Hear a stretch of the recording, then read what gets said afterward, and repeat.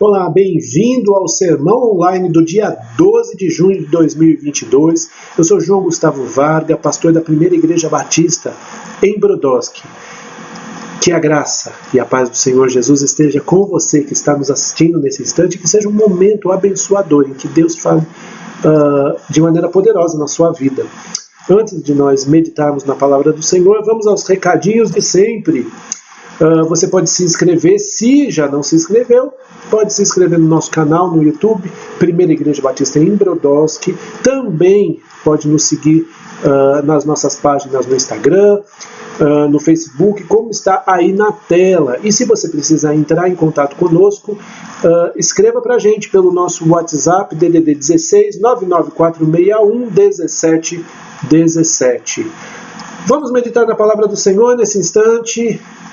E eu vou convidar você a meditar sobre o chamado do Senhor Jesus para a sua vida. Aquele que nos chama. E para isso, nós vamos meditar em João 20, de 11 a 18. Evangelho de João, capítulo 20, de 11 a 18, que vai dizer o seguinte: Maria, no entanto, permanecia junto à entrada do túmulo, chorando. Enquanto chorava, abaixou-se e olhou para dentro do túmulo. Ela viu 2 anjos vestidos de branco, sentados onde o corpo de Jesus tinha sido colocado, um à cabeceira e outro aos pés. Então eles perguntaram: Mulher, por que você está chorando? Ela respondeu: Porque levaram o meu Senhor, e não sei onde o puseram. Depois de dizer isso, ela se virou para trás e viu Jesus em pé, mas não reconheceu que era Jesus.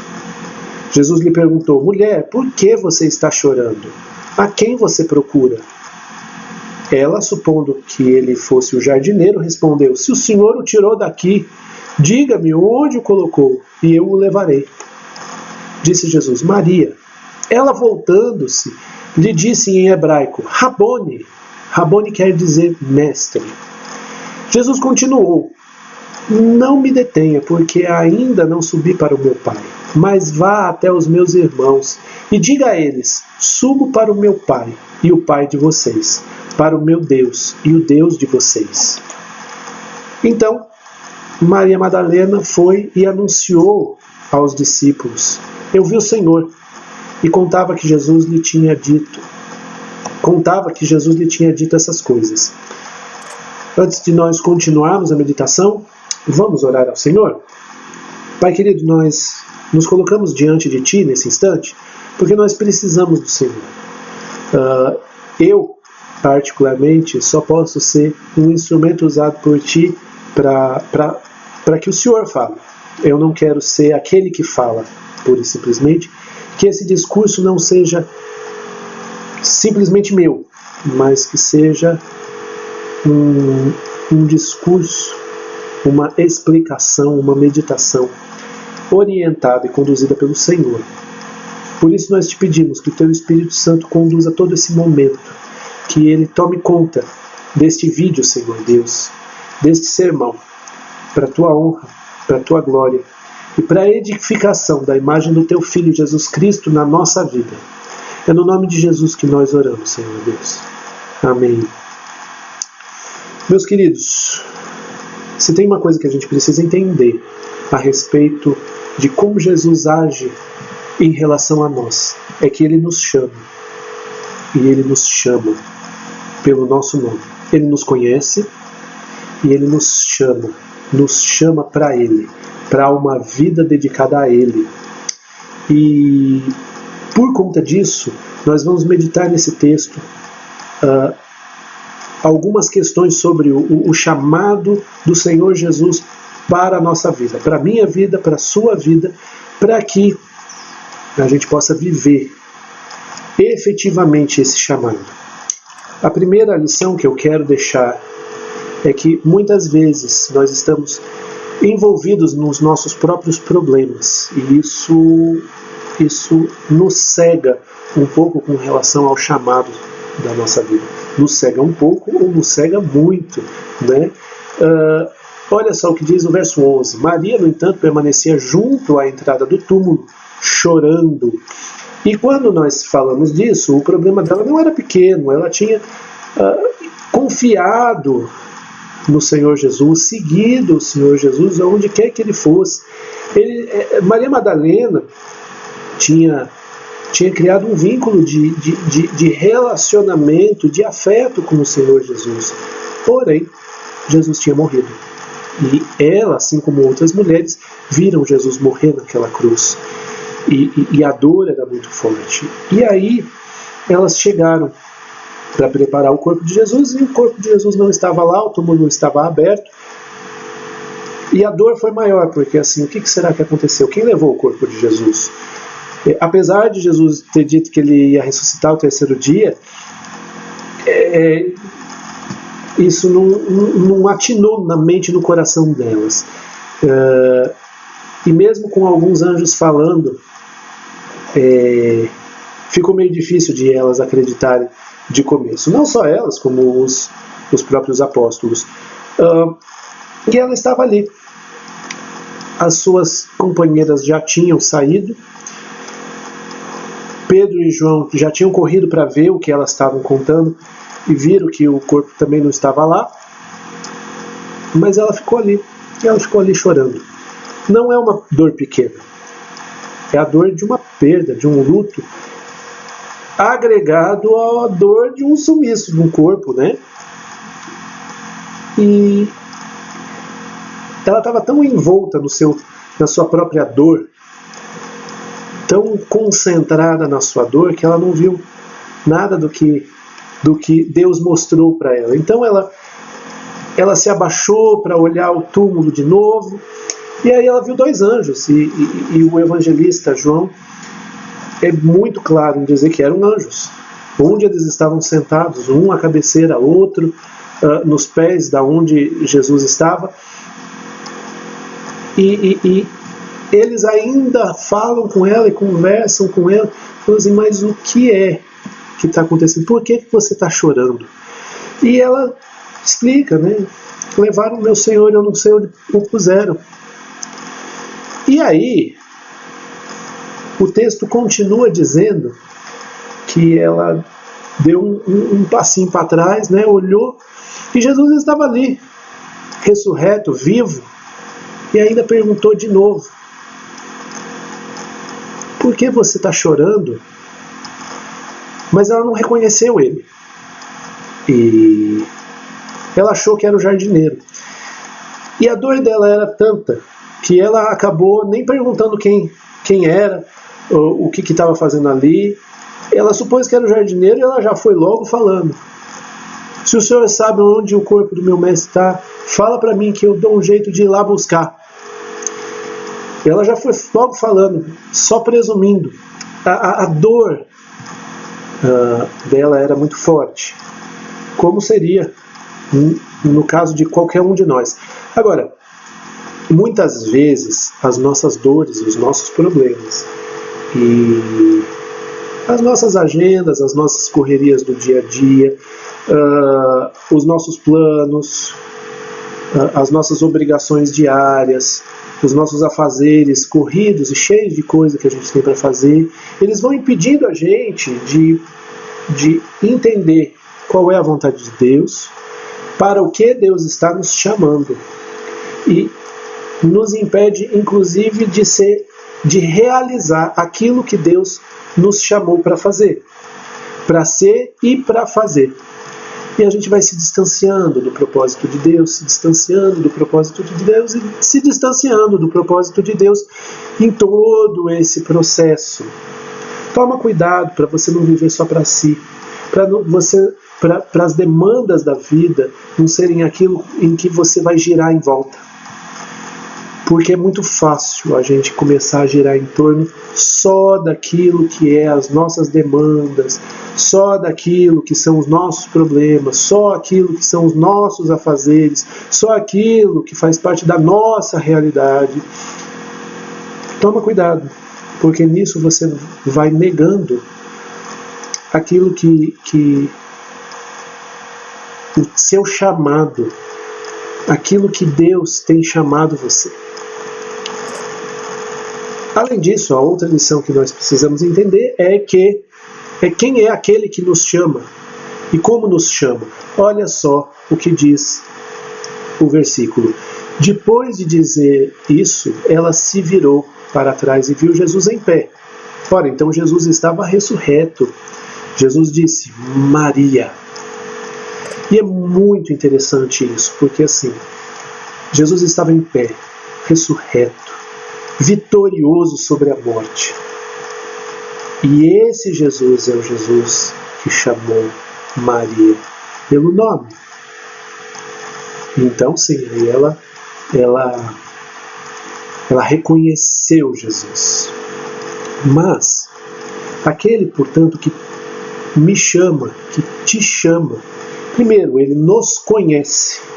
Ele nos chama pelo nome. Isso quer dizer que ele não está chamando qualquer um. Ele não está chamando simplesmente uma multidão de pessoas sem rosto e sem nome para ele. Ele conhece a minha vida, ele conhece a sua vida. E já que a gente às vezes fica seduzido em correr em volta das nossas próprias demandas, ele conhece as nossas demandas, ele conhece os nossos problemas, ele conhece as nossas dores, ele conhece os nossos medos, e isso indica que quando ele nos chama pelo nome, ele nos chama sabendo quem nós somos, exatamente quem nós somos. E quem é esse que nos chama? É qualquer um? Não é. É o Senhor de todo o universo, aquele que morreu, mas aquele que ressuscitou, venceu a morte. É Ele que está te chamando. É Ele que está te chamando para si mesmo. É Ele que está te chamando, e portanto não é qualquer chamado. Não é qualquer um que está nos chamando. E portanto, a resposta a esse chamado não pode ser aquele negócio que quando a gente era criança a gente fazia com nosso pai e nossa mãe. Fulano, já vou! E esse já vou nunca acontecia, né? Porque a gente demorava para ir. Porque a gente achava que tinha alguma coisa melhor para a gente fazer antes de atender o chamado do nosso pai e da nossa mãe. Não é esse tipo de chamado e não é esse tipo de atendimento ao chamado que a gente precisa fazer. Só que, muitas vezes, o Deus de todo o universo, o Senhor de todo o universo, o Jesus Cristo, ressurreto, vitorioso sobre a morte, nos chama pelo nome para que a gente cumpra o propósito que Ele determinou para a nossa vida, e a gente fala exatamente esse já vou que nunca acontece, né? Porque eu tenho muitas coisas para fazer, porque é muito cedo, porque eu tenho que ganhar um pouco mais de dinheiro, porque eu tenho que casar, porque, enfim, eu tenho outros planos, e a gente acaba falando para o Jesus ressurreto, glorioso, Senhor de todo o universo, já vou, para tentar enrolar ele um pouquinho, como se fosse possível enrolá-lo, né? Atente bem para esse chamado. Ele está te chamando pelo seu nome. Ele está te chamando nesse instante pelo seu nome, para que você cumpra esse chamado. E o que envolve esse chamado? Eu não vou dar todos os exemplos possíveis e imagináveis, mas a gente vai pegar uma amostra do que envolve esse chamado. Esse chamado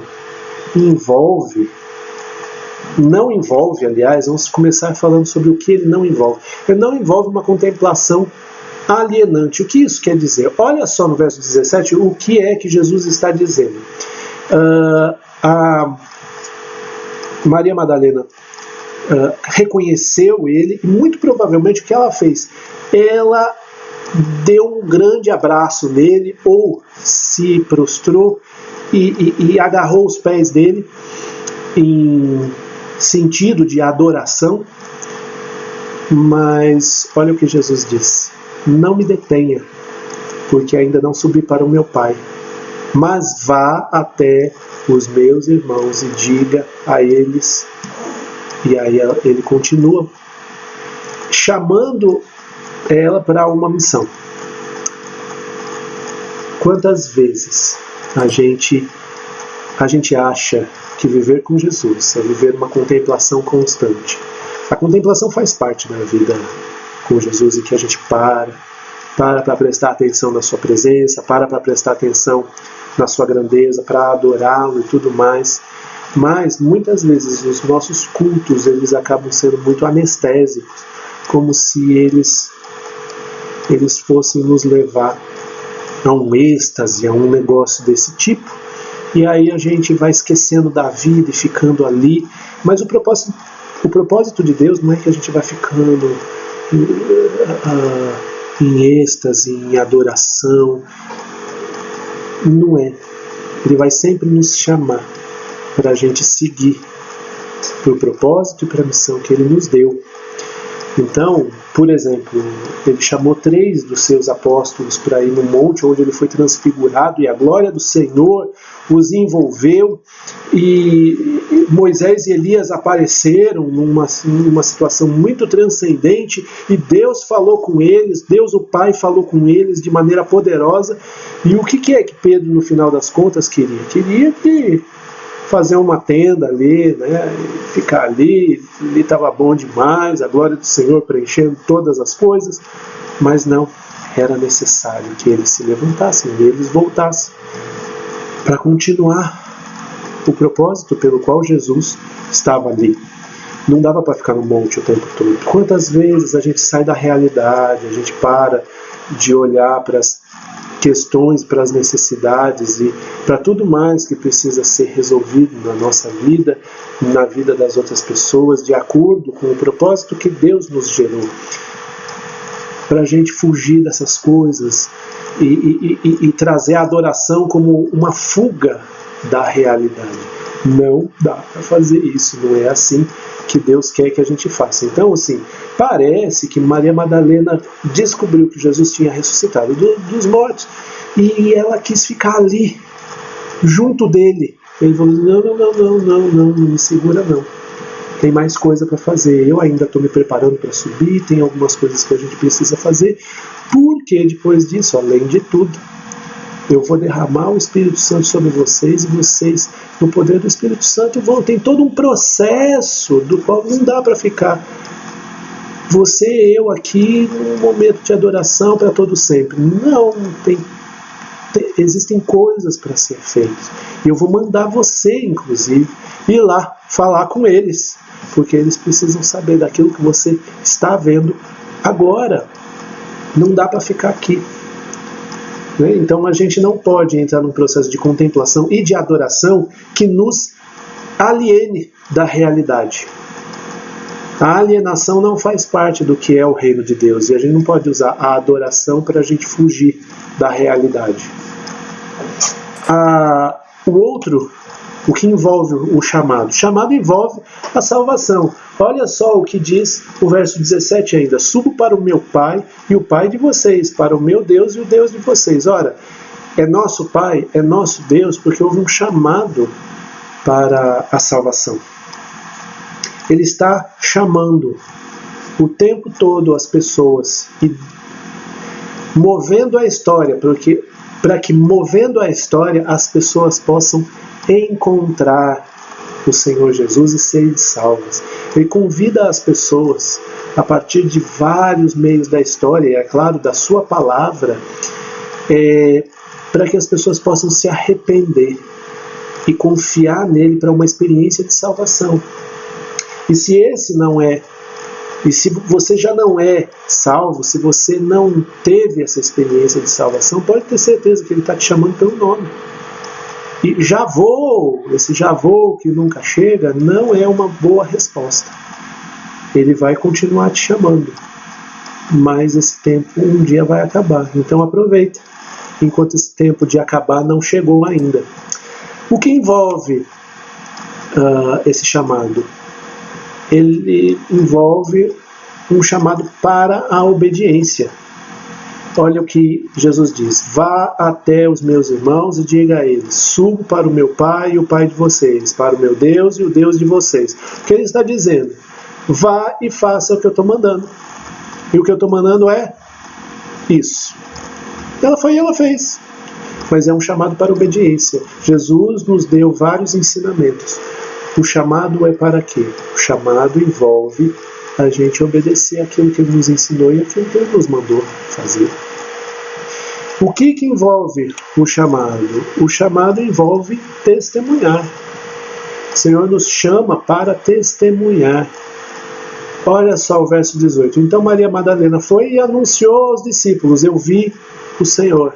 E contava que Jesus lhe tinha dito essas coisas. Envolve testemunhar, envolve ter um relacionamento com Deus, uma experiência com Deus, e envolve contar dessa experiência para as outras pessoas. Envolve mostrar para as outras pessoas quem é Jesus. O que mais envolve? Envolve servir. Quando Maria Madalena vai e conta o que é que ela viu e o que é que Jesus falou para ela está ministrando esperança para aqueles que não têm esperança. Quais são as suas habilidades? Quais são os seus dons? E no que é que Deus quer que você sirva e seja a diferença positiva? Pois bem, isso é algo que você precisa também fazer. O chamado envolve servir as outras pessoas com seus dons, com seus talentos, com aquilo que Deus lhe deu. Esse chamado, por fim, é um chamado para o desafio, porque não quer dizer o fato de você abraçar o chamado de Deus e ir para servir, para testemunhar, para abençoar as pessoas, para fazer aquilo que Deus quer que você faça, não envolve que tudo vai ser maravilhoso. Olha em Lucas 24:11, o que é que Lucas está dizendo. Mas para eles tais palavras pareciam um delírio. Eles não acreditaram no que as mulheres diziam. As mulheres chegaram dizendo que viram Jesus.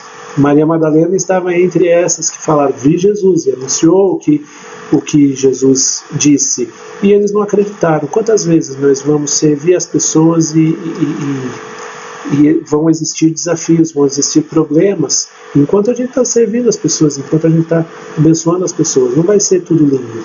Pessoas vão se voltar contra nós, pessoas vão falar mal de nós, pessoas vão tentar nos prejudicar, pessoas vão dar as costas para nós e não querer nos ouvir. Nós vamos ser ridicularizados muitas vezes, nós vamos ser rejeitados muitas vezes. Isso não quer dizer que as coisas não estão dando certo. Isso quer dizer que a reação das pessoas nem sempre é o que a gente gostaria que fosse. Então, o chamado envolve o chamado tudo isso. E Deus continua chamando você pelo nome. Por isso, não deixe de dar ouvidos e de atender ao que o Senhor está dizendo a você e está chamando você. Ele está chamando você pelo nome. Vamos orar? Eu quero orar por você nesse instante. Senhor Deus, eu coloco diante do Senhor aquele amigo, aquela amiga, aquele irmão, aquela irmã que está nos assistindo nesse instante. Eu quero te pedir, Senhor Deus, que cada um que está meditando nesse texto, junto comigo aqui, que eles possam atender ao teu chamado. O Senhor está chamando pelo nome deles, o Senhor os conhece, o Senhor nos conhece melhor do que a gente mesmo. O Senhor é vitorioso, o Senhor é grande, o Senhor é poderoso, não é qualquer um que está nos chamando. Nós queremos te pedir, Senhor Deus, que o Senhor nos ajude a cumprir o teu chamado, Senhor Deus. A começar por aqueles que não tiveram uma experiência de salvação contigo, que eles possam ouvir o teu chamado e se render a ti. Mas também que a gente possa ouvir o teu chamado e te obedecer. Que a gente possa ouvir o teu chamado e servir as pessoas naquilo que o Senhor nos designou. Que a gente possa ouvir o teu chamado e testemunhar daquilo que tu tens feito na nossa vida e na história. Nós queremos te pedir que o Senhor nos ajude, nos conduza, nos revista de poder para que a gente possa cumprir o nosso chamado.